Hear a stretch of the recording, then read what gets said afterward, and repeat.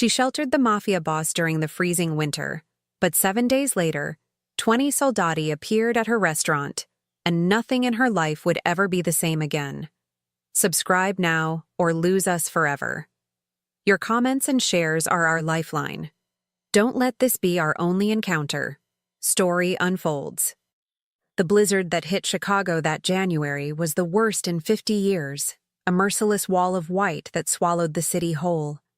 Melissa Wright wiped down the counter of her small restaurant for the third time that hour, a nervous habit when business was slow. At 26, she was both owner and sole employee of the Hearth, a modest establishment she'd poured every penny of her inheritance into after her grandmother passed. Tonight, like the 3 nights before, not a single customer had walked through her door. The howling wind rattled the windows as if mocking her silent desperation. Another week like this and she might not make rent. She was about to turn off the lights when she spotted a dark figure stumbling through the snow. The silhouette weaved unsteadily, barely visible through the frosted glass.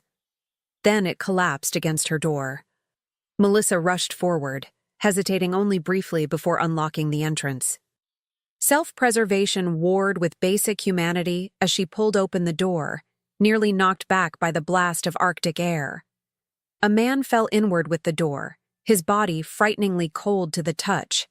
His expensive suit was soaked through, his face alarmingly pale except for patches of angry red where frostbite threatened.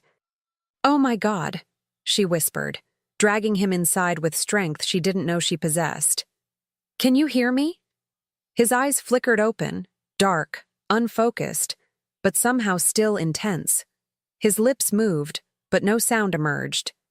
"Don't try to talk," she instructed, locking the door and hurrying to turn up the heat. "Let's get you warm." She helped him to a booth near the kitchen, the warmest spot in the restaurant. His breathing was shallow, his entire body trembling violently. Hypothermia, she realized. Without thinking twice, she rushed to make hot tea, then disappeared into the kitchen to prepare the heartiest soup she had. When she returned, the man was hunched over the table, his large hands wrapped around the mug of tea, eyes closed as if gathering strength. "I've got soup coming," she said. "You need to warm up from the inside out." He nodded almost imperceptibly. "What were you doing out there?" Melissa asked, sliding into the booth across from him. "The weather service has been warning about this storm for days." He took a shaky sip of tea before answering. "Car, broke down, phone dead." Each word seemed to cost him tremendous effort. She studied him more carefully now. Despite his current state, there was something undeniably commanding about him. Even half frozen, his presence filled the small restaurant. His clothes, though soaked, were clearly expensive. A tailored suit beneath a cashmere overcoat. A heavy gold watch peeked from his sleeve. Not your average stranded traveler. "I'm Melissa," she offered. "This is my place." "Anthony," he managed, his voice gaining a little strength. His accent carried hints of old-world Italian beneath Chicago inflections. The soup, her grandmother's recipe, thick with vegetables and beef, revived him somewhat. Color gradually returned to his face, and his trembling subsided. By the time he'd finished the bowl, he seemed almost human again. "Thank you," he said, his voice now a deep, smooth baritone that sent an unexpected shiver up her spine. "You may have saved my life." "Anyone would have done the same," she replied, though they both knew that wasn't necessarily true. He glanced toward the windows, where the blizzard showed no signs of relenting. "I don't suppose there's a hotel nearby?" Melissa shook her head. "Nothing within walking distance, and no taxis will be running in this. There's a cot in my back office you can use." The offer surprised her almost as much as it seemed to surprise him. "Just until the storm passes," she added quickly. He studied her for a long moment, his dark eyes now clear and perceptive. "Why would you trust a stranger?" It was a fair question. A woman alone, offering shelter to an unknown man. But something in her gut told her that while this man might be dangerous in certain contexts, he wasn't a threat to her. "Because you need help," she said simply. And I'm not in the habit of sending people back into blizzards. A slight smile curved his lips, the first she'd seen. It transformed his face, softening the hard lines and revealing a dimple in his left cheek. Your kindness is unexpected. The next 7 days passed in a strange sort of isolation as the blizzard raged outside, effectively cutting them off from the rest of the world. The power flickered but never fully failed, a small mercy. With nowhere to go and nothing to do but wait out the storm, they fell into an unexpected routine. Anthony recovered quickly, revealing a quiet strength that suggested he was accustomed to overcoming adversity. During the day, he helped around the restaurant, fixing the leaky faucet that had been bothering her for months, reinforcing the back door that never quite closed properly. At night, they talked over simple meals she prepared from her dwindling supplies. He spoke little about himself, deflecting personal questions with practiced ease. But he listened, truly listened, when she talked about her grandmother, the restaurant, her dreams of expansion that seemed increasingly unlikely given the economic reality. On the 7th day, the storm finally broke. Sunlight glinted blindingly off mountains of snow, and the sound of distant plows promised eventual reconnection with civilization. Anthony stood at the window, phone in hand, finally able to get reception. "I've arranged transportation," he said after a brief call. "They'll be here within the hour." Melissa nodded, surprised by the disappointment that washed over her. Their week together had been oddly comfortable, as if they'd known each other far longer than 7 days. "I'm in your debt," he said, turning to face her. "I don't take that lightly." "There's no debt," she insisted. "I'm just glad you didn't freeze to death on my doorstep." "Bad for business." Her attempted humor fell flat against the sudden intensity of his gaze. "Nevertheless," he continued, "I pay what I owe. Always." He reached into his pocket and pulled out a business card, simple white cardstock with just a phone number embossed in black. "If you ever need anything at all, call this number." She took the card reflexively. "That's not necessary." "Keep it anyway." There was something in his tone that discouraged argument. When a sleek black SUV pulled up outside an hour later, 2 large men in dark suits emerged, scanning the area with professional vigilance before approaching the restaurant. Anthony gathered his now dry clothes, pausing at the door. "Thank you, Melissa Wright." The way he said her name made it sound like something precious. "For everything." Then he was gone, leaving only the memory of his presence and a simple white card with a phone number. 3 weeks passed. The city dug itself out from the historic blizzard. Life resumed its normal rhythms, and Melissa tried to convince herself that the strange week with the mysterious Anthony had been nothing more than an interesting anecdote. Something to tell her grandchildren someday. Business remained slow but steady, enough to keep the doors open but not much more. She was serving a late lunch to her regular Thursday customers when the bell above the door chimed. She looked up, and her heart stuttered. 20 men in immaculate suits filed into her restaurant, filling every available table. At their center, commanding attention without saying a word, was Anthony. He looked entirely different from the half-frozen man she'd rescued. Powerful, imposing, his dark suit perfectly tailored to his broad shoulders, his presence causing conversations to halt mid-sentence. The other diners stared, then hurriedly asked for their checks, clearly intimidated by the newcomers. Anthony approached the counter where Melissa stood frozen, a coffee pot forgotten in her hand. He smiled, that same smile that revealed the unexpected dimple, but now it was framed by the unmistakable aura of authority. "Ms. Wright," he said with a slight nod. "I hope you don't mind us dropping in." "Of course not," she managed, professionalism kicking in despite her shock. "Welcome to the hearth." He gestured to the men now occupying her restaurant. "My associates and I were looking for somewhere to discuss business. I recommended your establishment highly." One of the older men, silver-haired with an expensive-looking ring on each finger, called out, "So this is the place that saved our Dawn from becoming an icicle, Dawn." The title hit Melissa like a physical blow. She'd heard enough stories growing up in Chicago to know what that meant. The pieces clicked into horrifying place. The expensive clothes, the commanding presence, the way he'd carefully avoided personal details. Anthony Moretti, head of the Moretti crime family, the man who controlled half of Chicago's underworld, and she'd let him sleep on her office cot for a week. "Your coffee is excellent," Anthony, no, Don Moretti, said smoothly, either not noticing her realization or choosing to ignore it. "Perhaps you could bring 20 cups while we settle in." Melissa nodded numbly, retreating to the kitchen on autopilot. Her hands trembled as she arranged cups on trays. The Mafia. She'd saved the life of a Mafia boss. And now he and his entire family? Organization? Whatever the proper term was, they were sitting in her restaurant, ordering coffee as if this were perfectly normal. By the time she emerged with the first tray of cups, the men had arranged themselves around the tables, with Anthony at the center, his back to the wall, facing the door, a position that allowed him to observe everything.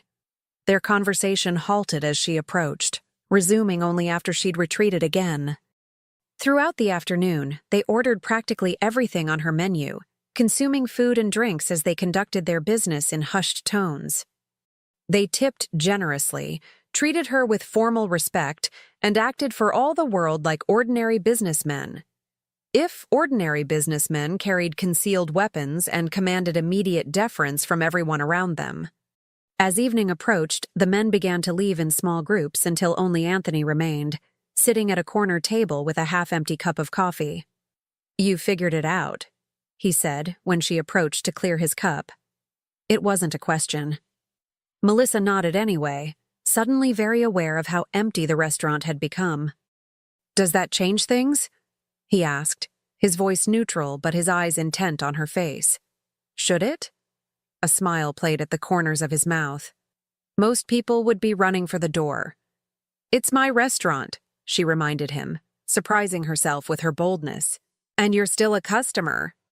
He leaned back, studying her with renewed interest. "A customer who happens to be Don Moretti." "A customer who needed help and received it," she countered. "What you do outside these walls is your business." Anthony stood, towering over her small frame. "My associates were impressed with your establishment. Expect them to become regulars." It sounded like both a promise and a warning. "I treat all my customers the same," she said, lifting her chin slightly. "And that," he replied, reaching for his coat, "is precisely why we'll be back." He placed several $100 bills on the table. "For today's service." "This is too much," she protested. "Consider it an investment in a valued establishment." He moved toward the door, then paused. "Your kindness was not misplaced, Melissa. Neither is my gratitude." After he left, Melissa sank into a chair, the full weight of the situation finally hitting her. She had inadvertently earned the patronage, and possibly the protection, of the most powerful criminal organization in the city. The question was whether that would prove to be her salvation or her ruin. The hearth transformed virtually overnight. Each day brought waves of expensively dressed men who ordered lavishly and tipped extravagantly. They arrived in gleaming black cars, spoke in respectful hushed tones around Melissa, and created an atmosphere of contained danger that somehow drew in other customers rather than repelling them. Within 3 weeks, Melissa had to hire 2 additional servers and a line cook just to keep up with demand. Within 6 weeks, she'd paid off the outstanding mortgage on the restaurant and was considering renovations. Money that had been so tight for so long now flowed freely, all because she'd opened her door during a blizzard. Anthony himself appeared unpredictably, sometimes alone for a quiet coffee in the corner, sometimes with his inner circle for lengthy business discussions conducted in a mixture of English and Italian. He always greeted her with that same dimpled smile, always asked about the restaurant's needs, and always left generous payment regardless of how often she insisted it wasn't necessary. She learned to recognize the hierarchy among his men. Salvatore, the silver-haired older man, was Anthony's consigliere, advisor and right hand. Marco and Luca, two broad-shouldered men who rarely spoke, were his primary security. There were others whose names she gradually came to know: Vincent, who handled the books; Dominic, who oversaw what they euphemistically called territorial disputes; Paolo, who managed their legitimate businesses. They never discussed their illegal activities in her presence, maintaining the polite fiction that they were simply businessmen with particular security concerns. She never asked questions, telling herself that their money spent the same as anyone else's. But sometimes, when she caught glimpses of their conversation or noticed the occasional bruised knuckles or concealed weapon, reality would crash through her carefully constructed denial. These men were criminals, dangerous ones, and their boss was becoming increasingly important to her in ways that had nothing to do with business. It was a rainy Tuesday afternoon when everything changed. The restaurant was quiet, just a few regular customers scattered among the tables. Anthony sat in his usual corner, reading something on his tablet while nursing a cup of espresso. He'd been coming alone more frequently lately, sometimes staying for hours with minimal interaction. Melissa was wiping down the counter when the bell chimed. Two men she didn't recognize entered, their eyes scanning the restaurant with predatory intensity.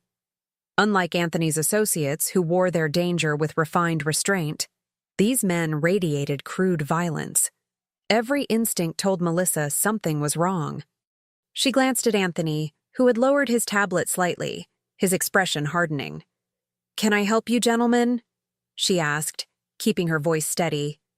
"We're looking for someone," the taller man said, his gaze fixed not on her but on Anthony. "Heard he might be here." "We serve anyone who's hungry," she replied carefully. "What can I get you?" The shorter man sneered. "We're not here to eat, sweetheart." Before she could respond, Anthony stood. The movement was unhurried, almost casual, but it immediately commanded attention. "Gentlemen," he said, his voice deadly quiet, "I believe you've wandered into the wrong establishment." The taller man's hand drifted toward his jacket. "Moretti. Fancy meeting you here without your usual entourage." Melissa's heart raced. This was about to become violent. She could feel it in the atmosphere, see it in the coiled tension of Anthony's posture despite his relaxed expression. "Mr. Moretti is a valued customer," she interrupted, surprising even herself. "And I don't allow trouble in my restaurant." All three men looked at her with varying degrees of shock. "Ma'am," the taller intruder said, a hint of confusion in his voice, "you might want to step outside for a minute." "No," she said firmly, reaching below the counter where she kept a baseball bat. "I want you both to leave. Now." A flicker of amusement crossed Anthony's face before it returned to its impassive mask. "You heard the lady," he said. "This isn't the place." A tense moment passed. The other customers had gone silent, some slowly edging toward the exits. Finally, the shorter man muttered something to his companion. They backed toward the door, the taller one calling out, "Another time, Moretti." "I look forward to it," Anthony replied evenly.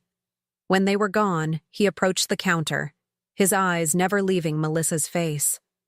"That was incredibly foolish," he said, but there was no anger in his tone, only concern tinged with something that might have been admiration. "They were disrupting my business," she replied, trying to ignore the adrenaline still coursing through her veins. "Do you know who they work for?" She shook her head. "The Cardano family. Our primary competitors." His mouth twisted slightly at the word. "And they now know that this place matters to me." The implication hung heavy between them. By intervening, she'd revealed her importance. "I can take care of myself," she said, though they both knew that against men like those, she stood no chance. Anthony looked around the restaurant, at the few remaining customers trying not to stare, at the cheerful decor she'd worked so hard to perfect. When his eyes returned to hers, they held a decision. "We need to talk," he said quietly. "After closing." The hours until closing dragged interminably. Melissa served customers, prepared food, and tried to act as if nothing had happened. but her mind kept returning to Anthony's words and the danger they implied. He'd left shortly after the incident, making a few terse phone calls on his way out, but promised to return. At precisely 8 o'clock, as she was turning the sign to closed, a familiar black SUV pulled up outside. Anthony emerged alone, unusual for him in the evening hours, and waited for her to unlock the door. "Let's sit down," he suggested once inside, gesturing to a booth far from the windows. He'd changed clothes since the afternoon, now wearing a more casual outfit of dark slacks and a gray sweater that somehow made him look more approachable, but no less powerful. "Those men," she began as they sat. "They were here to hurt you?" "Most likely." He didn't sugarcoat it. "The Cardanos have been testing boundaries lately." "But that's not what we need to discuss." She raised an eyebrow. "No? No?" He leaned forward slightly. "We need to discuss you and what happens now." "What do you mean?" "Your intervention today marked you. The Cardanos now know you have some connection to me beyond serving coffee. That makes you a potential target." The reality of those words hit her hard. She'd known, of course, that Anthony's world was dangerous, but she'd maintained the comforting illusion that she existed outside of it, adjacent but untouched. "So what happens now?" She echoed his words. "That depends on you." He ran a hand through his dark hair, a rare gesture of uncertainty. "The safest option would be for me and my men to stop coming here, remove the association." The thought of not seeing him again created an unexpected hollow feeling in her chest. "And the other options?" His eyes, always intense, seemed to see straight through her. "I assign men to watch the restaurant. You accept certain security measures. We continue as before, but with added precautions." "And the cost of such protection?" she asked, not naively. A flash of something. Was it hurt? Crossed his features before his expression became unreadable again. "There is no cost. You saved my life. I protect yours. A fair exchange." "Is that what this is about? Repaying a debt?" "It began that way," he admitted, his voice dropping lower. "It's become more complicated." The air between them seemed to thicken with unspoken possibilities. "How complicated?" she dared to ask. Instead of answering, he changed tactics. "Do you know what I am, Melissa? Truly know?" "You're the head of the Moretti family. A. Don." The word still felt foreign on her tongue. "And do you know what that means?" She met his gaze steadily. "You're a criminal. Your business involves things I probably don't want details about." He nodded, accepting her assessment without offense. "I've hurt people. Ordered others hurt. I control territory through means that would horrify you. My world operates by different rules than yours." "Why are you telling me this?" "Because," he said with sudden fierce intensity, "before this goes any further, you need to understand what you're becoming involved with. Who I am." "Further?" she repeated, her heart accelerating. Anthony reached across the table, his hand stopping just short of touching hers. Offering but not presuming. "I find myself thinking about you far more than is prudent. Coming here when there's no business reason. Making excuses to extend conversations." Melissa stared at his outstretched hand. This was the line, the boundary between her old life and something unknown. Everything in her rational mind screamed to pull back, to maintain the simple customer-proprietor relationship that was already dangerous enough. Instead, she placed her hand in his. His fingers closed around hers, warm and surprisingly gentle for hands she knew could be deadly. "I've noticed," she admitted quietly. A genuine smile transformed his face. "And yet you never mentioned it. I thought I was imagining things, that someone like you wouldn't—" "Someone like me," he interrupted, "rarely gets to be simply a man. With you, during that week, I was nothing more than Anthony. Not Don Moretti, not the boss, just a man indebted to a kind woman." His thumb traced circles on her palm. "I've missed that simplicity." The tenderness of the gesture contrasted sharply with everything she knew about him, creating a dissonance she couldn't quite reconcile. "This is insane," she whispered. "You're, and I'm—" "Yes," he agreed.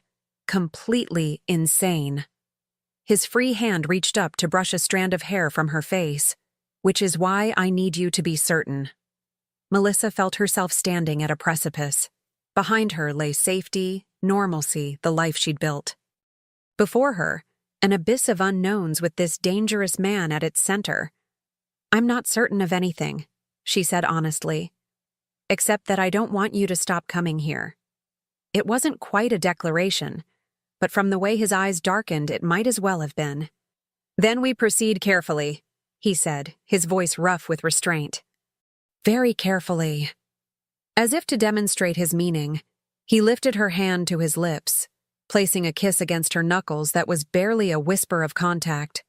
The restrained gesture sent a shiver through her more powerful than any passionate embrace could have. "My men will watch the restaurant," he continued, still holding her hand. "You'll notice them, but they'll be discreet. If anyone suspicious appears, you call me immediately." His expression turned deadly serious. "Promise me, Melissa." "I promise." "Good." He released her hand and stood. "I should go. It's late, and you need to rest." She walked him to the door, acutely aware of the charged atmosphere between them. At the threshold, he turned to face her once more. "There's something you should know," he said quietly. "In my world, when a Don shows interest in someone, it marks them in ways beyond what happened today. It offers protection, yes, but also creates expectation. My men will treat you differently now." "As what?" she asked. His lips curved in that now familiar half-smile. "As someone who matters to me, which means you matter to them." After he left, Melissa leaned against the closed door, her mind spinning. In the space of a few weeks, her life had transformed beyond recognition. Her struggling restaurant now thriving, her simple existence now complicated by a man whose world operated by rules she barely understood. What scared her most wasn't the danger. It was how compelling she found him despite it, or perhaps because of it. The intensity in his eyes when he looked at her, the careful restraint in his touch, the glimpses of vulnerability beneath his powerful exterior. She was falling for a mafia boss. And there was absolutely nothing simple about that. True to Anthony's word, the security presence around the hearth became noticeable in the following days, though subtle enough not to disturb regular customers. A black sedan parked across the street, rotating men she came to recognize as part of Anthony's organization. Occasional suited figures occupying corner tables, ordering little but watching everything.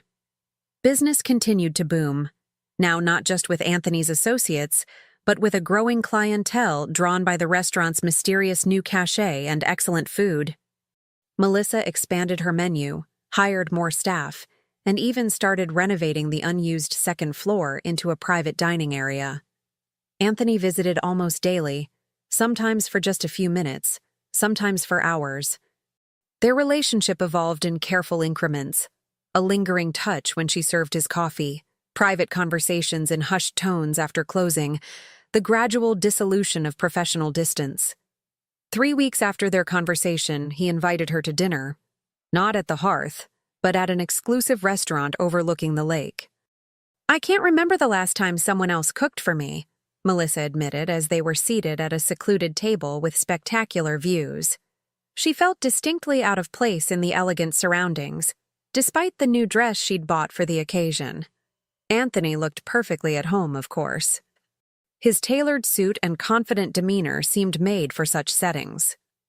"A chef should sometimes be a guest," he said, ordering wine with a casual expertise that reminded her of the vast differences in their worlds. As they dined, he asked about her childhood, her dreams for the restaurant, her life before he stumbled through her door. Unlike their previous conversations, constrained by the restaurant setting, here he seemed determined to know everything about her. "Why the restaurant business?" he asked as they finished their entrees. "You mentioned your grandmother left you the building.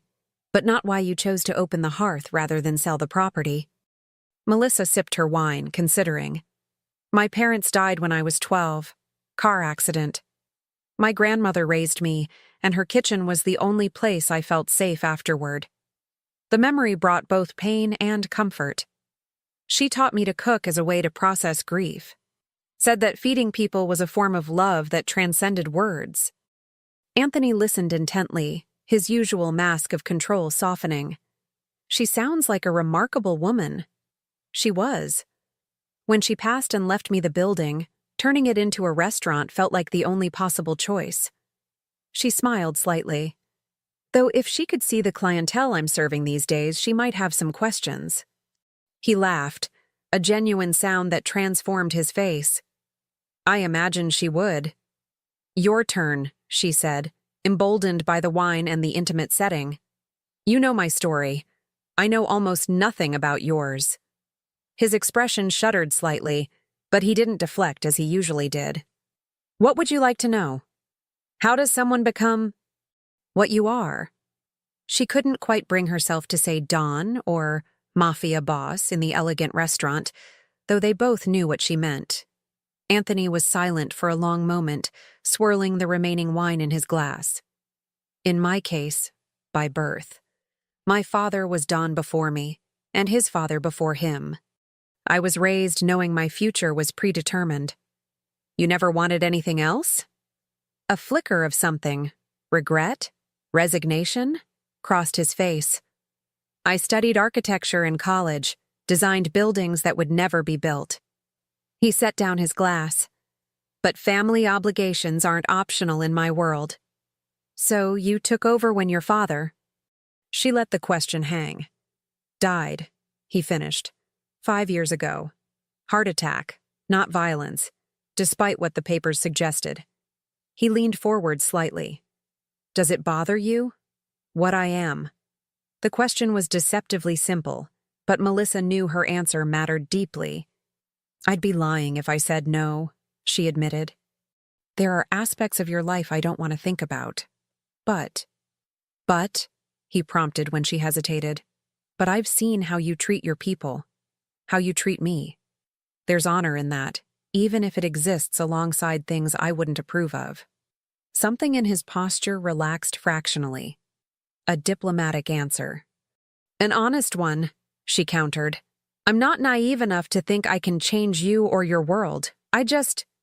She paused, gathering courage. I just want to see if there's room for me somewhere in it.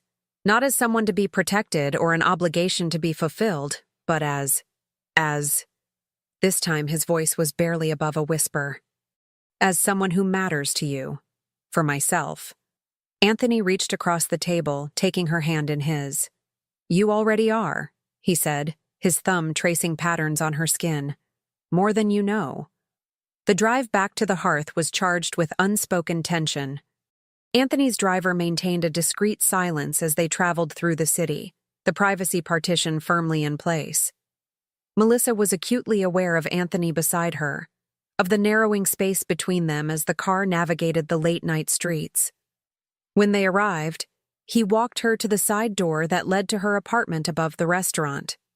His security team remained in the vehicles, giving them a moment of relative privacy. I had a wonderful evening, she said, suddenly shy despite the growing intimacy between them. As did I. He stood close enough that she could feel the warmth radiating from him, smell the subtle cologne he wore. Melissa. The way he said her name, like a prayer and a question combined, broke something loose within her. She rose on tiptoes, closing the last distance between them, and pressed her lips to his. For a heartbeat, he remained perfectly still. Then, his control shattered. His arms encircled her, pulling her firmly against him as he deepened the kiss with an intensity that stole her breath. One hand cradled the back of her head, the other pressed against her lower back, eliminating any remaining space between them. When they finally broke apart, both breathing heavily, his eyes had darkened to near black. I've wanted to do that since the moment you brought me soup during the blizzard, he confessed, his voice rough. That long? She smiled, feeling strangely powerful at having affected him so deeply. Longer than was wise. His hand cupped her cheek. "I should go." The regret in his voice was palpable, but so was the restraint. He was giving her space, she realized, allowing her to set the pace of whatever was developing between them. "Or you could come up," she suggested, surprising herself with her boldness. "For coffee." A smile played at the corners of his mouth. "Coffee."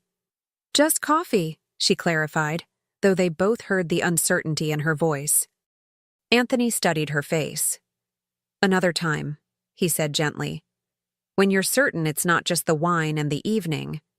The consideration in his response, so contrary to the ruthless image he presented to the world, touched her deeply. "You're not what I expected," she admitted.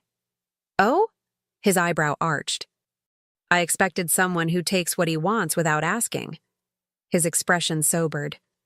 "In business, perhaps. Never with you." He brushed his lips against her forehead. "Good night, Melissa." She watched him return to the waiting cars, her emotions a confusing tangle of disappointment and respect. Despite the physical attraction crackling between them, he'd chosen to wait. It was both frustrating and endearing. The next morning, Melissa arrived at the restaurant earlier than usual, her mind still replaying the previous evening. She was unlocking the front door when a black sedan pulled up, one of Anthony's security details, she assumed. Instead, a woman emerged, strikingly beautiful, impeccably dressed in a designer outfit that probably cost more than Melissa's monthly revenue. Her dark hair was pulled back in an elegant chignon, her makeup flawless, her entire demeanor screaming old money and power. "Ms. Wright?" the woman inquired, her voice carrying a faint Italian accent. "Yes?" "I'm Sophia Moretti." She extended a manicured hand. "Anthony's sister." Melissa's stomach dropped. She hadn't even known he had a sister. "Nice to meet you," she managed, shaking the offered hand. "Would you like to come in? We're not officially open yet, but I can make coffee." "That would be lovely," Sophia replied with a smile that didn't quite reach her eyes. Inside, Sophia surveyed the restaurant with the practiced assessment of someone accustomed to evaluating her surroundings. "Charming," she pronounced, taking a seat at the counter. "I can see why my brother finds it appealing." The emphasis wasn't lost on Melissa. "Just coffee, or would you like something to eat?" she asked, maintaining her professional demeanor despite the clear undertones. "Just coffee, thank you."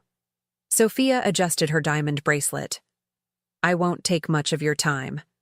I simply wanted to meet the woman who has my brother visiting the same restaurant every day like a lovesick teenager." Melissa nearly fumbled the coffee cup. "I think you might be exaggerating."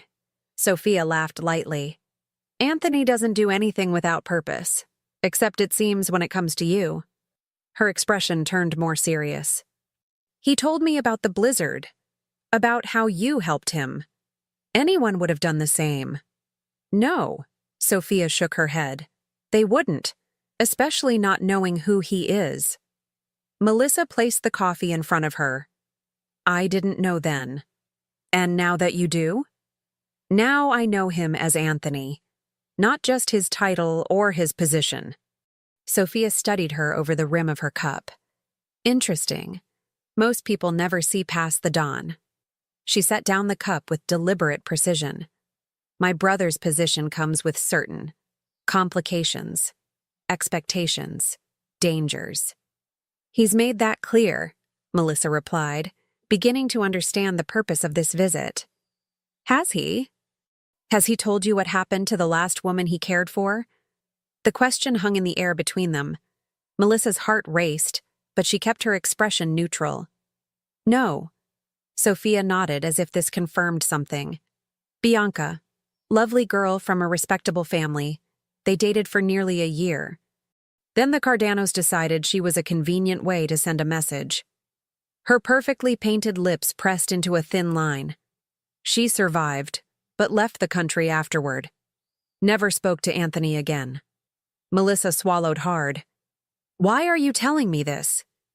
Because my brother is careful with his business but reckless with his heart. And because, unlike Bianca, you have no idea what you're walking into. Sophia's gaze softened slightly. He likes you. More than liked, if I'm being honest. Which makes you both valuable and vulnerable. Are you warning me off? Sophia considered this. I'm providing information so you can make an informed decision. The Moretti family takes care of its own, but becoming part of Anthony's life means accepting risks most people couldn't imagine. I understand. Do you? Sophia raised a perfectly shaped eyebrow. The protection he's arranged for you is noticeable. The Cardanos have already identified you as someone of interest. She gestured to the restaurant around them. Your normal life is already changing. Melissa straightened, something in her responding to the challenge in Sophia's tone. With all due respect, Ms. Moretti, I know there are risks. Anthony has been clear about that. But he's allowed me to make my own choices, and I'd appreciate if you did the same. Instead of taking offense, Sophia smiled, genuinely this time. Good. You have spine. You'll need it. She reached into her handbag and extracted a small card similar to the one Anthony had given Melissa weeks ago. My private number. Anthony's not the only Moretti worth knowing. Melissa took the card, surprised by the apparent shift. I had to see for myself, Sophia explained, standing. Anthony doesn't trust easily, neither do I. She adjusted her designer jacket. But I can see why he's drawn to you. There's something refreshingly direct about your manner. Thank you. I think. Sophia's smile turned knowing. It's a compliment, believe me. In our world, straightforward people are rare treasures. She moved toward the door, then paused. One last thing. If you hurt him, if this is some kind of game or opportunistic play, there's nowhere you could hide from me. Are we clear? The threat was delivered with such casual elegance that it took Melissa a moment to process. Crystal, she replied. But it's not like that. Good, Sophia nodded. Then perhaps we'll become friends, Ms. Wright. My brother could use more genuine connections in his life. With that, she swept out of the restaurant, leaving behind the scent of expensive perfume and undeniable power. Melissa stood frozen, the interaction replaying in her mind. She'd just been both threatened and possibly approved by Anthony's sister, a woman whose existence she hadn't even known about until minutes ago. The bell chimed again, and she looked up, half expecting Sophia to have returned. Instead, Anthony himself stood in the doorway, his expression concerned. I just passed Sophia leaving, he said, approaching the counter. I didn't know she planned to visit. That makes two of us, Melissa replied, still processing the conversation. Anthony's jaw tightened. What did she say to you? She warned me about the risks of being associated with you, about someone named Bianca. He closed his eyes briefly, a flash of old pain crossing his features. I should have told you about Bianca myself. Why didn't you? Because it's not a story I enjoy remembering. He sighed, running a hand through his hair. And because I didn't want to frighten you more than necessary. I'm not easily frightened, she reminded him, reaching across the counter to touch his hand. But I do prefer honesty, even when it's uncomfortable. Anthony nodded slowly. You're right. No more protected truths. He took her hand in his. Tonight, after closing, I'll tell you everything. About Bianca, about my family, about the realities of my world. And then, Melissa, if you still want this, he squeezed her hand gently. Then we move forward with clear understanding. I'll hold you to that, she said, squeezing back. The weight of his promise hung between them, heavy with implications. Whatever happened tonight would define the path forward, or end possibilities before they truly began. As Anthony turned to leave, Melissa called after him. Your sister also said one other thing. He paused. Oh? That you've been acting like a lovesick teenager. His surprised laugh, genuine and unguarded, filled the restaurant. Sophia always did have a talent for uncomfortable truths. His eyes, when they met hers, held warmth that contradicted his dangerous reputation. Perhaps she's not entirely wrong. After he left, Melissa began her opening routine, her mind spinning with possibilities both thrilling and terrifying.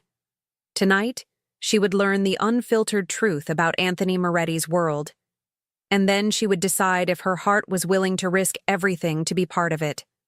The restaurant was silent, the last of the evening staff long gone. Melissa sat across from Anthony in the dimly lit dining room, the remains of a simple meal between them. She'd closed early tonight, anticipating the conversation to come. "Bianca Rossi," Anthony began, his voice low and controlled. "Daughter of an old family friend. We met at a charity event 5 years ago, shortly before my father died." His fingers traced the rim of his wine glass. She was beautiful, educated, from the right sort of family. The perfect match, according to traditional standards. Melissa listened silently, noting how his expression remained carefully neutral despite the emotion in his eyes. "We courted properly, chaperoned dates, formal dinners, all very traditional. After my father's death, when I assumed leadership, things accelerated." He took a measured sip of wine. "She understood our world, its rules. Or so I thought." "What happened?" Melissa prompted when he fell silent. "The Cardanos happened." His jaw tightened. They were expanding then, testing boundaries after my father's death, seeing if the new Dawn had the same resolve. He met her eyes directly. "They took her on her way home from her sister's house, kept her for 3 days." Melissa's breath caught. "Did they—" "No," he interrupted quickly. "Physical violence only. They knew certain lines couldn't be crossed without igniting a war that would destroy both families." His knuckles whitened around the glass. "But it was enough. When we found her, she was changed." "I'm sorry," Melissa whispered. "She left the country within a week, moved to Europe. Last I heard, she married a Swiss banker." He set down the glass carefully. "She was right to leave. The life, my life, wasn't what she thought it would be." "Is that why you've been so careful with me? Why you've given me so many chances to walk away?" Anthony's eyes, when they met hers, held a vulnerability she'd rarely seen. "You didn't choose this world. You own a restaurant. You serve food. Your life should be simple, uncomplicated." "Life is rarely simple," she countered softly. "No, but some complications are more dangerous than others." He leaned forward. "My men are watching this place around the clock. The protection I can provide is substantial, but not perfect. The Cardanos know about you now, not just as the owner of a restaurant I frequent, but as someone who matters. And that makes me a target." "Potentially," he acknowledged. "Which is why you need to be certain, Melissa. Completely certain this is what you want." She considered his words carefully. The past few weeks had transformed her quiet existence into something complex and dangerous. Yet there was a vitality to it that she'd never experienced before, and at the center was this man, with his contradictions and unexpected tenderness. "Tell me something," she said. "That night in the blizzard, would you have hurt me if I hadn't helped you?" His brow furrowed at the unexpected question. "No." "Why not? I could have identified you, called the police." Understanding dawned in his eyes. "Because that's not who I am. Violence is a tool I use when necessary, not a default." He reached across the table, palm up, an offering, not a demand. "There are lines I don't cross, Melissa. Even in my world, there are rules, codes of conduct." She placed her hand in his. "I believe you, and that's why I'm still here." The air between them charged with unspoken emotion. Anthony's thumb traced gentle circles on her palm. "There's something I need to show you," he said quietly. "Not tonight, but soon. A glimpse of my world, the full reality of it. After that, if you still want this, us." He left the sentence unfinished. "I'm not easily frightened," she reminded him. A small smile touched his lips. No, you're not.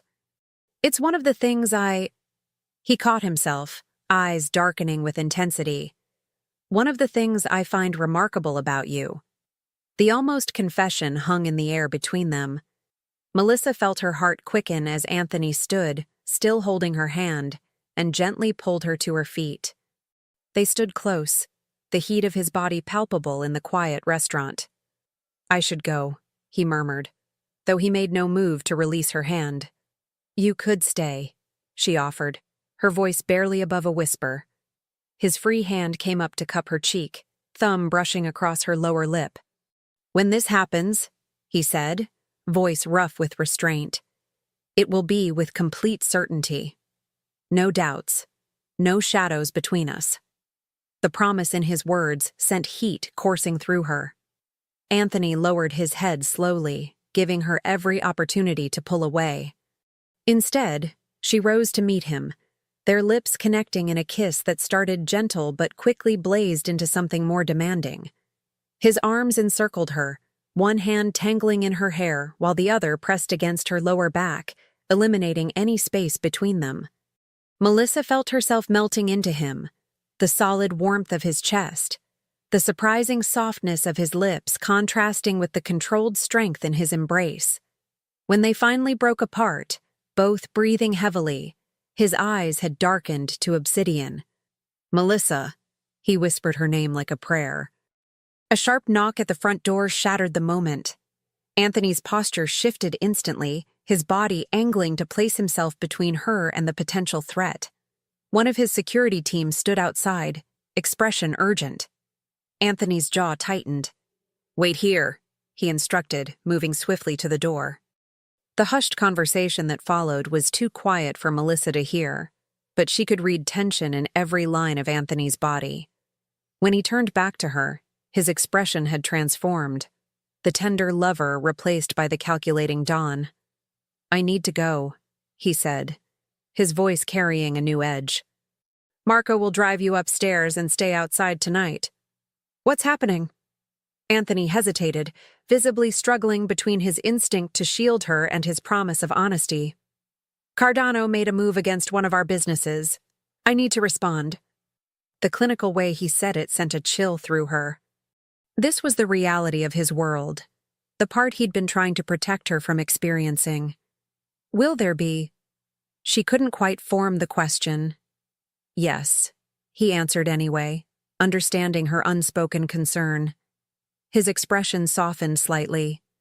This is who I am, Melissa. What I do. She nodded, suddenly feeling the full weight of what it meant to be involved with him. Be careful. A sad smile touched his lips. Always. He moved to the door, then paused. Tomorrow, noon, I'll send a car. It wasn't quite a question. I'll be ready, she promised. After he left, Marco, Anthony's most trusted security man, escorted her to her apartment, taking up position outside her door with silent efficiency. Sleep eluded her that night, her mind filled with images of Anthony in this other role she'd only glimpsed in fragments. The morning newspapers carried nothing about any disturbance, but Melissa hadn't expected they would. The true workings of Anthony's world happened in shadows, beyond the notice of ordinary citizens. At precisely noon, a black SUV pulled up outside. The driver wasn't one she recognized, but he carried himself with the same watchful alertness as Anthony's other men. Ms. Wright, he greeted her formally. Don Moretti sends his apologies. He's been unavoidably detained but asks that you still come. He'll join you shortly. The drive took them to the outskirts of the city, eventually turning down a private road that led to an elegant mansion set amidst carefully landscaped grounds. Security was visible but discreet, men positioned strategically throughout the property, surveillance cameras mounted unobtrusively. Inside, Sophia waited in a sunlit conservatory, wearing casual designer clothing that somehow looked more expensive than her formal attire from the previous day. Anthony's running late, she explained, gesturing for Melissa to sit. The business from last night required more extensive cleanup than anticipated. The choice of words wasn't lost on Melissa. Is he okay? Sophia studied her for a moment. Physically, yes. Otherwise? She shrugged elegantly. My brother compartmentalizes well. It's necessary in his position. A housemaid brought tea, served in delicate china cups that probably cost more than Melissa's monthly rent. This is his home? Melissa asked, looking around at the tasteful luxury. One of them. Sophia stirred her tea. The family house, where we grew up. Before Melissa could respond, the door opened. Anthony entered, impeccably dressed in a tailored suit that revealed nothing of the night's activities. Only the faint shadows beneath his eyes hinted at a sleepless night. I apologize for the delay, he said, crossing to kiss his sister's cheek before turning to Melissa with a more hesitant warmth. Thank you for coming, despite my absence. I've been entertaining your guest, Sophia said, rising gracefully. But I'm sure you two have things to discuss. She squeezed Melissa's shoulder as she passed, a gesture of surprising solidarity. Remember what I said, she murmured, before leaving them alone. Anthony watched his sister leave with a raised eyebrow. Should I be concerned about what she told you? Probably, Melissa replied with a small smile that faded quickly. Last night. He moved to sit beside her, close but not touching. Last night was business. Unpleasant but necessary. Did people get hurt? Anthony's gaze was steady. Yes. The simple admission hung between them. Melissa had known, of course, had always known, but the confirmation still landed heavily. This is my world, Melissa, he said quietly. The parts I don't want touching you, but that inevitably will if we continue. Why show me this place now? Because you need to see all of it, the protection, the privilege, the power, and the price. He gestured to their surroundings. This house represents generations of my family's legacy. Beautiful, impressive, built on foundations you might find troubling. Melissa looked around with new eyes, seeing beyond the elegant facade to the reality it represented. Why me, Anthony? With your world, your position, why choose someone like me? He considered her question carefully. Because you saw me, just me, when I was at my weakest. No pretense, no power, no position. His voice softened. And because with you, I can almost remember who I might have been in another life. The weeks that followed were a delicate dance between two worlds. By day, Melissa ran her thriving restaurant, now frequented by an intriguing mix of Anthony's associates, curious locals, and food critics drawn by the establishment's growing reputation. By night, she was increasingly part of Anthony's more private sphere, accompanying him to exclusive restaurants, attending small gatherings at his home, gradually meeting the inner circle that constituted his chosen family. Salvatore, his silver-haired consigliere, treated her with old-world courtesy that barely disguised his careful assessment.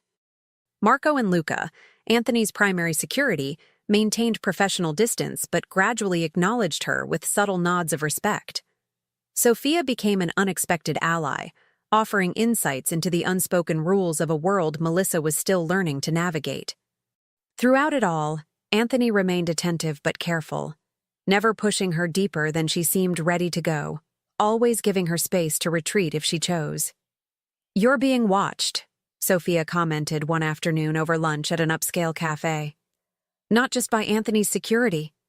Melissa set down her cup carefully. The Cardanos? Among others. Sophia's expression remained casual, though her eyes constantly scanned their surroundings. You've become a person of interest in certain circles, the unknown woman who captured the attention of Don Moretti. I'm hardly mysterious, Melissa protested. I run a restaurant. Sophia's laugh was genuine, but tinged with something darker. In our world, that makes you an anomaly. Anthony's previous companions were all connected families, predictable. You're an unknown variable. Is that dangerous? Everything in this life is dangerous, Sophia replied matter-of-factly. But Anthony has been. Thoroughgoing with security arrangements. The euphemism wasn't lost on Melissa. In the weeks since their confrontation with the Cardanos, Anthony had methodically consolidated his position, strengthening alliances and eliminating vulnerabilities. She didn't ask for details, and he didn't offer them, but the increased deference shown to him by others in their circle told its own story. "There's an event tonight," Sophia continued, changing the subject with practiced ease. "A charity gala. Anthony's attendance is expected." She studied Melissa over the rim of her cup. "He wants you there." As his date? The prospect was both thrilling and terrifying. "As his woman," Sophia corrected bluntly. It would be a public statement of intent, his protection made official. Melissa digested this. What would that mean exactly? "It means the ambiguity ends. No more speculation about your position. You would be recognized as under his personal protection, off limits to rivals, respected by allies." "And what would be expected of me?" Sophia smiled slightly, approving of the question. "Loyalty, discretion, the understanding that certain topics remain within the family. Beyond that..." She shrugged elegantly. Anthony has never cared much for traditional expectations. That evening, a package arrived at Melissa's apartment. Inside lay an evening gown in deep emerald silk, along with a small velvet box containing a delicate diamond necklace. The card simply read, "No pressure. Your choice. A."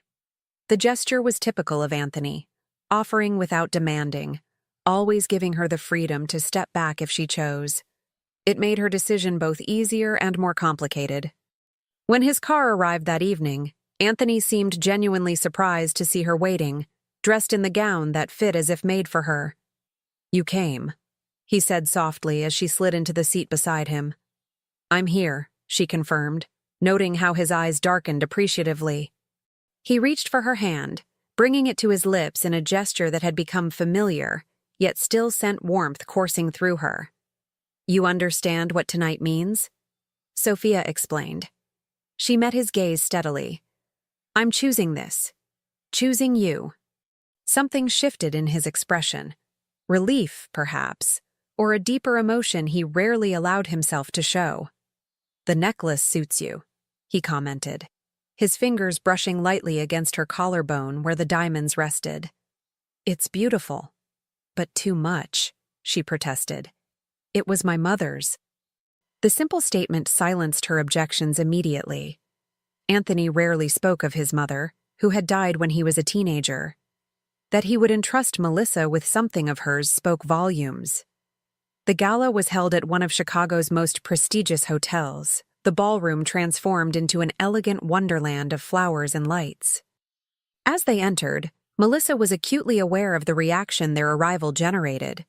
The subtle pause in conversations, the assessing glances, the way people seemed to recalibrate their understanding of the power dynamics at play. Anthony navigated the crowd with practiced ease, his hand a constant presence at the small of her back as he introduced her to a carefully curated selection of guests, business associates, political figures, and members of other influential families. He never identified her as anything other than Melissa Wright, allowing their obvious closeness to speak for itself. "Don Moretti," a smooth voice interrupted as they stood near the bar. "What a pleasant surprise." Anthony's posture shifted subtly, though his expression remained neutral. "Cardano," he acknowledged, turning to face a distinguished older man flanked by two younger associates. Victor Cardano, head of the rival family, smiled thinly. His gaze shifted to Melissa with undisguised interest. "And who might this lovely lady be?" "Melissa Wright," Anthony answered before she could speak. "My guest." The emphasis he placed on the final word carried clear meaning. Cardano's smile never faltered, but something calculating entered his eyes. "Enchanted," he said, taking Melissa's hand and brushing his lips against her knuckles in a gesture that lingered just long enough to be inappropriate. "I've heard so much about you." Melissa extricated her hand with a polite smile that revealed nothing of her discomfort. "All good things, I hope." "Fascinating things," Cardano corrected. "The restaurateur who caught the attention of Chicago's most eligible bachelor." You must be quite special. The implied question hung in the air. Anthony's hand at her waist tightened fractionally. Ms. Wright's restaurant is exceptional, he said smoothly, as is her company. You should visit the Hearth sometime, under appropriate circumstances, of course. The subtle warning wasn't lost on any of them. Cardano inclined his head slightly. Perhaps I shall. His gaze remained fixed on Melissa. When circumstances permit. After they moved away, Melissa released a breath she hadn't realized she was holding. So that's Cardano. Victor Cardano, Anthony confirmed, his voice tight. Head of the family. More sophisticated than his subordinates, but no less dangerous. He seemed interested in me. Not in you, Anthony corrected gently. In what you represent. A potential vulnerability. The rest of the evening passed in a blur of introductions and carefully orchestrated socializing. Anthony remained attentive throughout, but Melissa could sense the tension that never quite left him after their encounter with Cardano. It was after midnight when they finally left, the car gliding through Chicago's empty streets toward her apartment. I'm sorry, Anthony said suddenly, breaking the comfortable silence, for putting you in that position. I chose to be there, she reminded him. Besides, it was educational. A small smile touched his lips. Educational? I learned more about your world tonight than in all the previous weeks combined. She turned to face him fully. The way people defer to you, the careful dance of alliances and threats disguised as pleasantries. And knowing this doesn't make you reconsider? Melissa reached for his hand, twining her fingers with his. I knew who you were when I chose this, Anthony. Tonight just made it more concrete. They arrived at her building, and as usual, he escorted her to her door. The routine had become familiar, the careful distance he maintained, the restrained goodbye that spoke of his continued determination to give her space. Tonight, however, Melissa had other ideas. When they reached her door, she turned to face him. Would you like to come in? The invitation hung between them, its meaning unmistakable. Anthony's eyes darkened, but he made no move to cross the threshold. Are you certain? In answer, she reached up, cradling his face between her palms, and kissed him with all the pent-up desire of the past weeks. His response was immediate and overwhelming, arms encircling her, pulling her against him as the last of his famous control began to crumble. When they broke apart, both breathing heavily, the question in his eyes had been replaced by something hungrier, more primal. I'm certain, she whispered, taking his hand and leading him inside. What followed was both tender and fierce, Anthony's careful restraint finally giving way to passionate abandon. His hands and lips seemed to worship every inch of her, his whispered words of admiration shifting between English and Italian as emotion overcame his usual eloquence. Later, as they lay tangled in her sheets, his fingers tracing lazy patterns on her bare shoulder, Melissa felt a sense of rightness that defied logical explanation. This man, this dangerous, complex man, had somehow become essential to her happiness. What are you thinking? He murmured, pressing a kiss to her temple. That I should be terrified by how right this feels, she admitted. But I'm not. His arms tightened around her. Good. The peaceful moment was shattered by the harsh ring of his phone. Anthony tensed immediately, reaching for it with a frown. The brief conversation that followed was terse, conducted in rapid Italian that Melissa couldn't follow.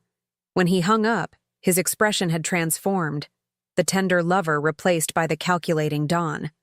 I have to go, he said, already rising and reaching for his clothes. What's wrong? He hesitated, then committed to honesty. One of our warehouses. There's been an incident. The euphemism wasn't lost on her.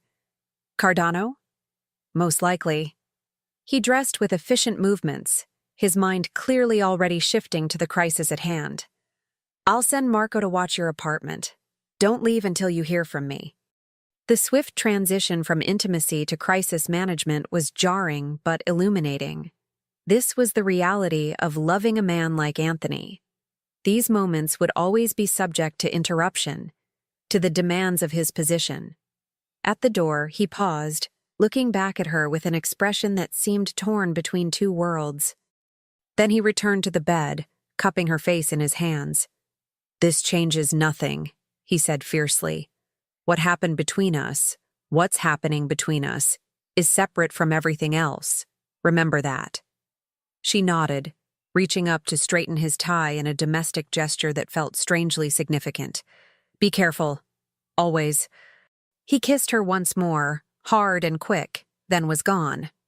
Melissa slept fitfully, waking at every sound, her mind conjuring scenarios each more troubling than the last. When morning came with no word from Anthony, anxiety began to gnaw at her composure. Marco remained stationed outside, his stoic presence both reassuring and concerning. When she brought him coffee, his normally impassive expression showed hints of strain. "Is he okay?" she dared to ask. Marco's hesitation spoke volumes. "The Don can handle himself," he finally answered, which wasn't really an answer at all. By noon, with still no contact, Melissa was debating whether to defy Anthony's instructions and go to the restaurant, anything to distract herself from worried speculation, when a familiar black SUV pulled up outside. Relief flooded through her until she saw who emerged. Not Anthony, but Salvatore, his consigliere, looking grave. "Ms. "Right," he greeted her formally. "Don Moretti requests your presence." The phrasing sent ice through her veins. "Is he hurt?" Salvatore's expression softened slightly. "Not physically, but the situation is complicated. He needs you." The drive was conducted in tense silence. They didn't go to Anthony's mansion or to any of his known properties, but to a nondescript building in an industrial area, heavily guarded by men Melissa recognized as part of his security detail. Inside, she was led through sterile corridors to what appeared to be a private medical facility. Salvatore paused outside a door, his hand on the knob. "Prepare yourself," he advised quietly. Last night was difficult. Nothing could have prepared Melissa for the sight that greeted her. Anthony stood by a window, still in the clothes from the previous night, now rumpled and stained. His knuckles were raw, a cut above his eye had been stitched, and his expression was more closed off than she'd ever seen it. But it was the figure on the bed that drew her horrified gaze. A young man, barely into his 20s, lay connected to various machines, his face badly beaten, bandages covering what appeared to be more serious wounds on his torso. "Who is he?" Melissa whispered. Anthony turned at her voice, his expression momentarily softening before the mask descended again. "Paolo, one of my youngest soldiers." They left him at the warehouse as a message. "Cardano?" "Yes." The single word contained volumes of controlled rage. "This," he gestured to the injured man, "crosses lines. Even in our world, certain boundaries are respected." Melissa approached slowly, taking in the full extent of Anthony's dishevelment, so at odds with his usual impeccable appearance. "You've been here all night?" "He has no family," Anthony said simply. "My men are my responsibility." In that moment, Melissa saw another facet of the complex man she was falling for. The leader who genuinely cared for those under his protection, who took personal responsibility for their welfare. She reached for his hand, carefully avoiding the damaged knuckles. What happens now? Anthony's eyes, when they met hers, held a cold determination that sent a shiver down her spine. "Now, we end this." 3 months later, Melissa stood in the newly renovated second floor of the Hearth, surveying the elegant private dining space that had once been a dusty storage area. Rich wood paneling, soft lighting, and comfortable seating created an atmosphere of exclusive intimacy, perfect for the special clientele who now regularly requested private dining. "It's perfect," Anthony said, coming up behind her and slipping his arms around her waist. He pressed a kiss to the curve of her neck. "You've created something remarkable here." She leaned back against his solid chest, still marveling at the changes in both the restaurant and her life. "We did. I couldn't have managed this renovation without your help." "Your vision, my resources," he corrected gently. "A good partnership." The word hung in the air between them, weighted with meaning. Their relationship had deepened in the months following the confrontation with the Cardanos. A confrontation that had ended with Victor Cardano's sudden retirement to Sicily and the ascension of his more reasonable nephew to leadership of the family. Anthony never discussed the details of what had transpired, and Melissa never asked. Some boundaries remained, some questions better left unvoiced. What mattered was the peace that had followed, the gradual relaxation of security measures, and the increasing normalcy of their life together. "Speaking of partnership," Anthony said, turning her in his arms to face him, "I have something for you." From his pocket, he withdrew a small velvet box, not the size she half expected, but flat and rectangular. Inside lay a key. "What's this?" she asked, though she had her suspicions. "The key to my home," he said simply. "I want you to move in with me, or—" He hesitated, uncharacteristically uncertain. "I could move in here, above the restaurant. Whatever you prefer." Melissa cradled the key in her palm, feeling the weight of what it represented. "Your home has better security," she said practically, which made him smile. "Is that a yes?" In answer, she rose on tiptoes to kiss him. Yes. Later that evening, as they hosted an intimate dinner for Anthony's inner circle to celebrate the reopening of the expanded restaurant, Melissa looked around at the faces that had become as familiar to her as family. Sophia, elegant as always, deep in conversation with Salvatore. Marco and Luca, maintaining their usual watchful presence while enjoying rare moments of relaxation. Even Paolo, now fully recovered, laughing with the younger members of Anthony's organization. This strange collection of people, bound by loyalty and shared purpose, had somehow become her people too. "A toast," Anthony announced, rising to his feet and lifting his glass. "To the hearth, and to the remarkable woman who created it." As glasses were raised in her honor, Melissa felt a surge of emotion. A year ago, she'd been struggling to keep her modest restaurant afloat, living a simple if precarious existence. Now she stood at the center of an expanding enterprise, loved by a man whose world she'd once thought beyond her understanding. "And another announcement," Anthony continued, his hand finding hers under the table. "As some of you may have guessed, Melissa will be moving into the family home next month." The news was met with knowing smiles and congratulations. Sophia raised her glass again. "Finally. Perhaps now my brother will stop checking his phone every 5 minutes when he's away from you." Laughter rippled around the table. Anthony squeezed Melissa's hand, a private acknowledgement of the truth in his sister's teasing. Later, as their guests departed, Anthony led Melissa to the small balcony overlooking the street where they had first met. The winter night was cold but clear, stars visible despite the city lights. Below, life continued. Pedestrians hurrying home, cars passing, all unaware of the drama that had unfolded in this unassuming corner of Chicago. "A year ago," Anthony said softly, "I was stumbling through a blizzard, my car broken down 6 blocks away, my phone dead, certain I was facing a very cold end." Melissa smiled at the memory, "And I was about to close up, wondering if I'd make rent that month." "Fate has strange methods," he mused, turning to face her fully. "I never believed in destiny until I met you." The hard-headed Don Moretti, talking about fate? She teased gently, though her heart quickened at the intensity in his eyes.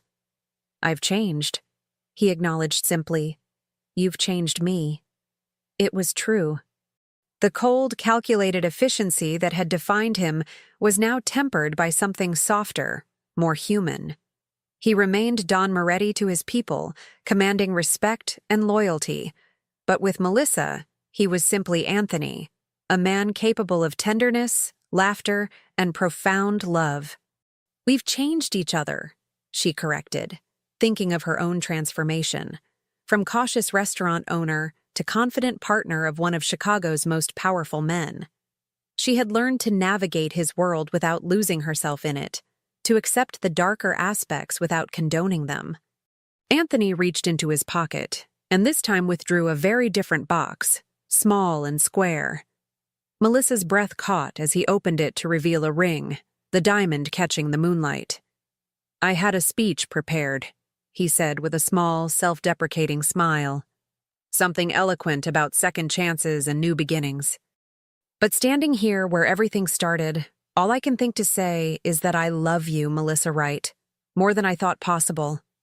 Tears pricked at her eyes as he continued. "I know my world isn't simple. I know the life I'm offering comes with complications most women would run from. But if you'll have me—" "Yes," she interrupted, unable to wait for the formal question. "Yes, Anthony." His smile, that rare, genuine smile that transformed his entire face, bloomed as he slipped the ring onto her finger. It fit perfectly, like everything else between them. "My grandmother used to say that feeding people was a form of love," Melissa said softly as he drew her close. "I think she'd be amazed to see where that philosophy led me." "To a very complicated man with a very simple love for you," Anthony replied, his forehead resting against hers. As snow began to fall gently around them, a poetic echo of their first meeting, Melissa marveled at the journey that had brought them here. From a chance encounter during a blizzard to this moment of perfect clarity, their path had been neither straight nor easy.